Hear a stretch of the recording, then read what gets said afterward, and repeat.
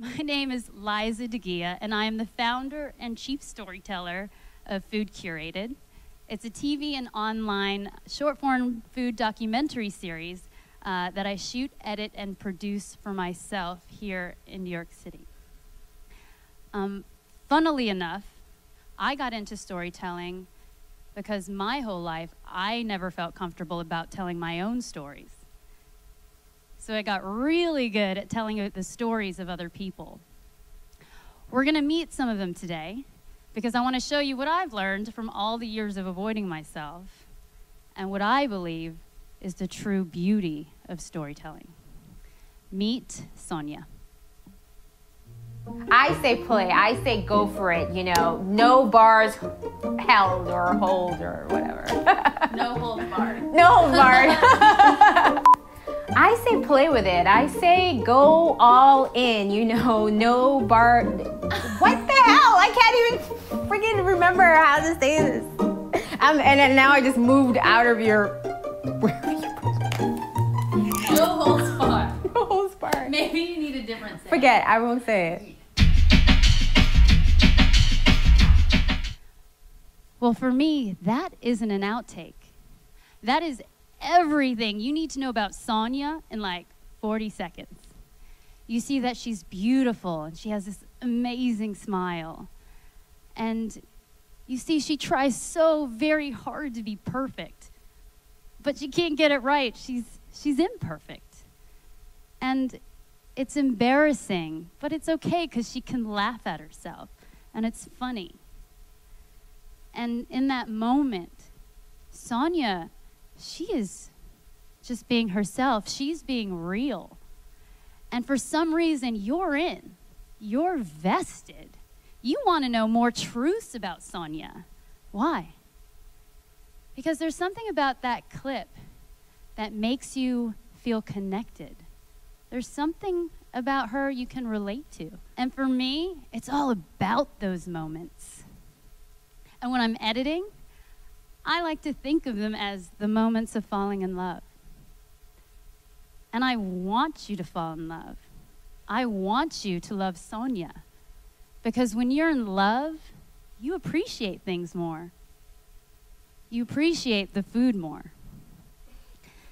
And people all the time tell me, Liza, your series is so different. It's so unlike any other food series. I can tell when it's a Food Curated story. I love hearing that because it's true. You know, when you look at my series and you look closely, you'll see this isn't so much a series about food as much as it is a series about people. My love of people. Ask me my favorite hobby and I will tell you, people are my favorite hobby. And I'll totally be cheesy about it and that's okay. Because look around you. Why shouldn't you be?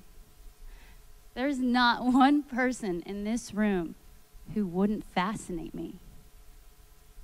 And the beautiful thing about food is that it's universal. Everyone eats. Everyone gets it. So I can use food as my gateway to get to what I really want. I can use food as my skeleton key into so many people's lives, where I can get into their kitchens and to their homes, but also into their dreams and passions and motivations. And every time I find the stories go so much deeper. Food is so rich. It's so personal. It's never just about a bite of food. And my stories, you know, to me, they're not stories. They're not just videos. I see them as gifts. Gifts that I can give to people who I believe in, to say, here, you're beautiful, you're special.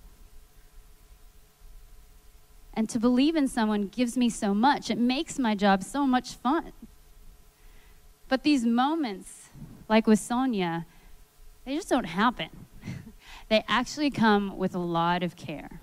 I want you to meet Gail. I love that you stomp your I get so crazy. Isn't that fun? That bear makes it. That freaking bear. I'm telling you, the bear makes this cake. The bear makes this fucking cake. Okay. It does. Sometimes I know in my heart when I've nailed it. Sometimes a cookie is so elaborate and has so many layers of detail that have to be applied one by one that the sweat comes first. And there's a lot of sweat and there's a lot of anxiety. And that sounds crazy, but there really is.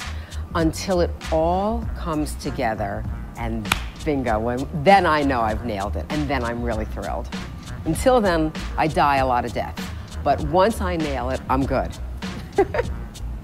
Hi, I'm Gail Dosick, and I'm the Tough Cookie from One Tough Cookie, which is a by commission only specialty baking business located here in New York City.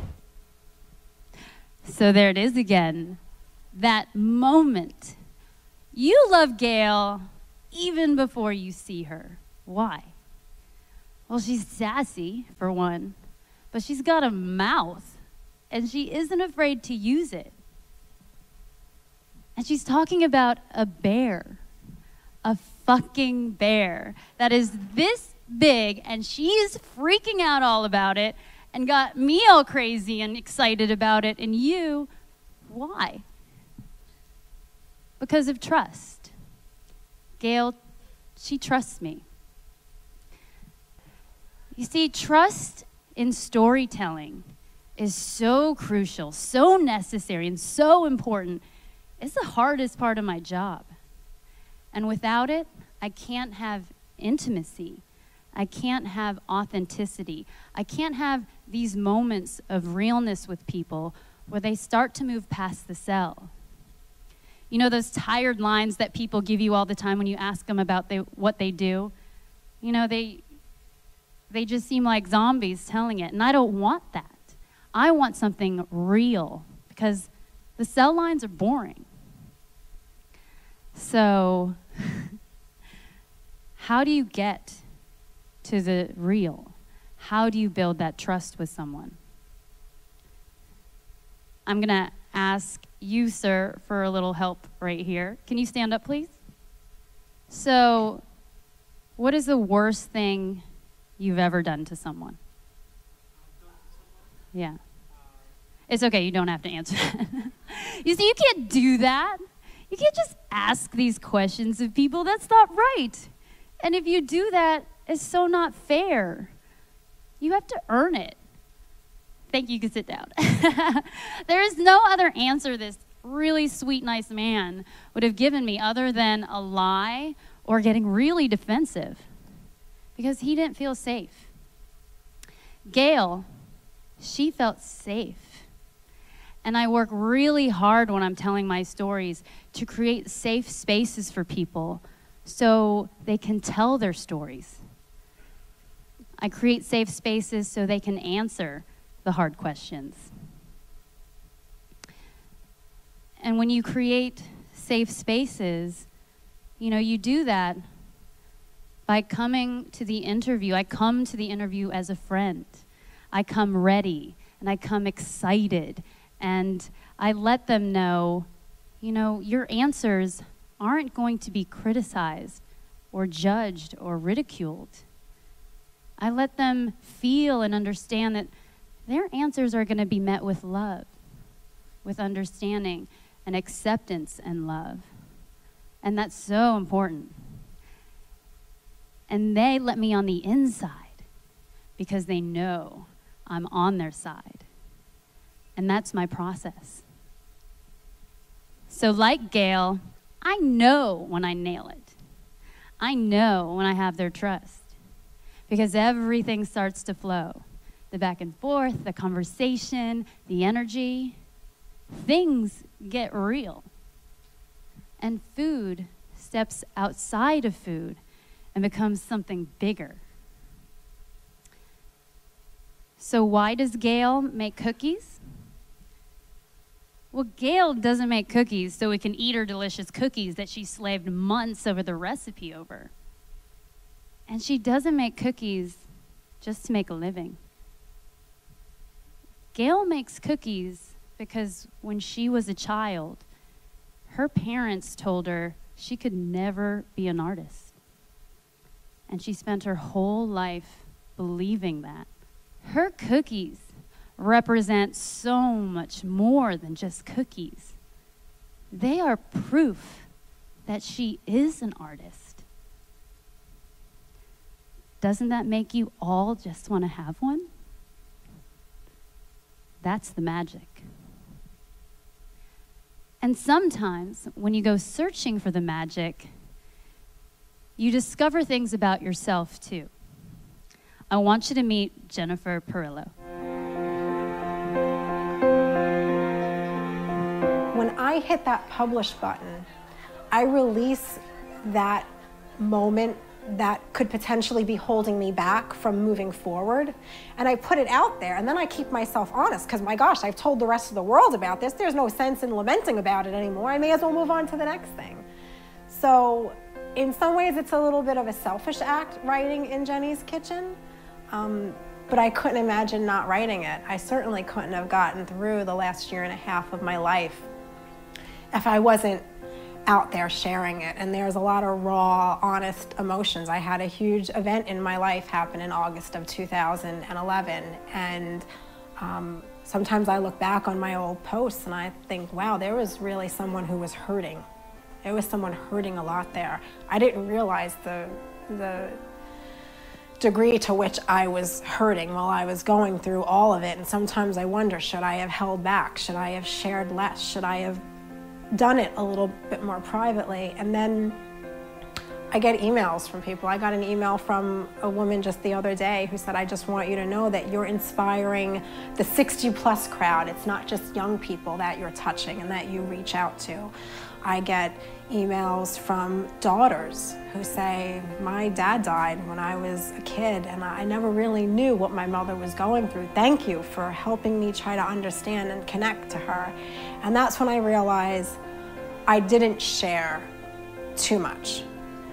The bottom line is it was my husband's time to go on August 7th of 2011. And I can't change that no matter how much I want to. But his death didn't have to be for nothing if it inspires other people to just be happy for the chances that they have, to be happy for the opportunities. He doesn't have to die forever if it inspires other people to love harder, to love deeper, to dream bigger, to go after those dreams. There's a little bit of him that's alive, that's sprinkled all around the world.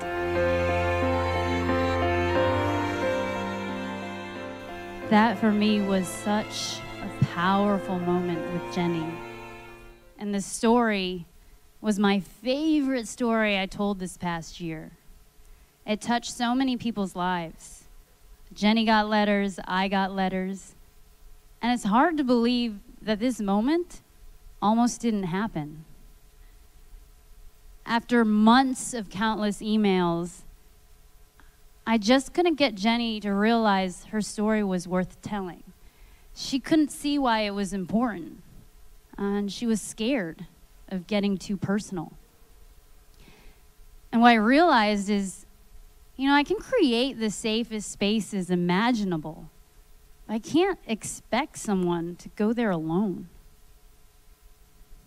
If you want someone to be really open and honest and real with you, you have to be real and open and honest with them too. And I think Jenny held back because I wasn't entering the conversation. I was doing I wasn't doing my due diligence. I wasn't telling my story. Because like I told you before, I was scared to tell my stories. And I wasn't showing her the courage that I was asking of her. And I had to. To connect with her, I had to. So Jenny didn't feel ready or comfortable to talk to me about the pains of losing her husband until I told her something I was hiding. That I'd lost mine too. That in the same year, my marriage had fallen apart. I remember taking her to this really long breakfast and just talking to her. I talked to her about my sad days and my lonely days, and how sometimes I just didn't have any hope, and how depressed I was from having disappointed so many of my family and friends. And she talked to me about her kids and about her fears of raising them without their father, and how she had to fight every day to believe that love wasn't so unfair or so cruel. And in that moment of sharing, something beautiful happened. Jenny realized she needed to tell her story. She wanted to. And not just for me, but for others who are suffering, to maybe give a bit of hope. And I'm so glad she did. You see, storytelling acts like a mirror. Life reflects life. What others give to you brings meaning to your own life, and what you give to others brings meaning to theirs. And this sharing, it builds camaraderie, and it builds compassion. And it shows us no matter what we go through, we're not alone. And that's a relief.